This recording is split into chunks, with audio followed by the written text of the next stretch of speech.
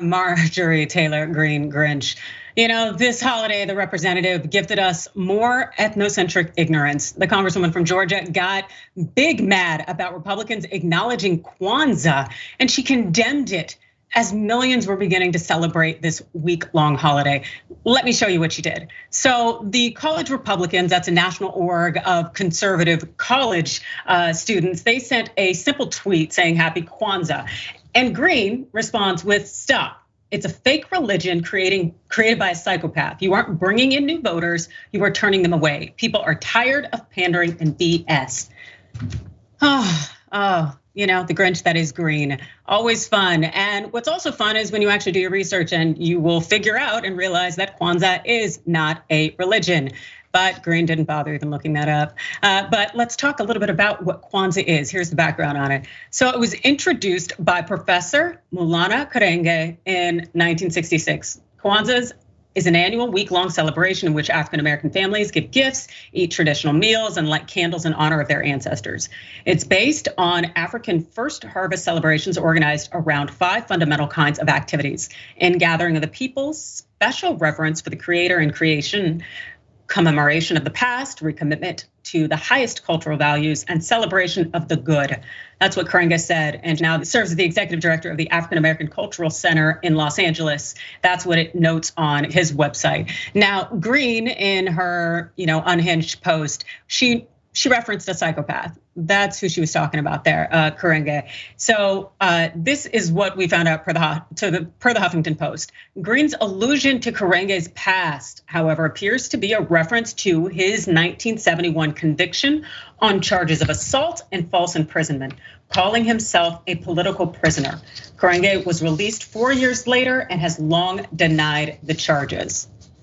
And so calling him a psychopath simply because she doesn't understand the background that is Kwanzaa, or the fact that it's not even a religion, is just nonsensical. But one thing we do know is that other Republicans and Republicans in general have uplifted Kwanzaa many times. For example, 2017, President Donald Trump issued a statement saying, let us celebrate during this joyous time the richness of the past and look with hope toward a brighter future. In 2013, the Republican National Committee also wished people a happy Kwanzaa, which is just a basic, decent thing to do. But apparently Greene has issues with it. Jackson, what are your thoughts? So my initial thoughts is the irony of how she's saying that this is pandering, when actually she's pandering to her racist base. As the Republican Party's been doing, as we know, with things like welfare queens, as they've done with anything that they possibly can to weaken the social safety net overall through that influence. As Marjorie Taylor Greene says, it was started by a psychopath because he got into a fight. How many people have gotten in fights in their lives? How many people have done this and that to make ends meet? Does that make them psychopaths? No. And then fake religion, obviously it's not actually a religion, but what religion's real?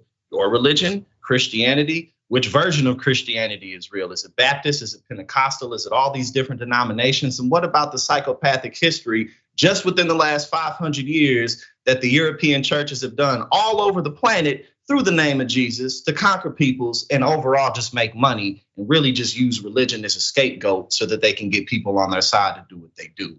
So it's ridiculous from top to bottom. But again, she's pandering. That's what she's doing because she knows that a certain sect of the Republican base is going to love to hear like, those black people, That's all this is. So, I love how you go into the fact that she's pandering to her base and then you just straight sweep the leg as it concerns religion in terms of like, hey, well, whose story, whose little tale or what they follow or what they believe is really real. And it's so incredible how people will often say that these things like religion needs to be protected, but it has to be my religion.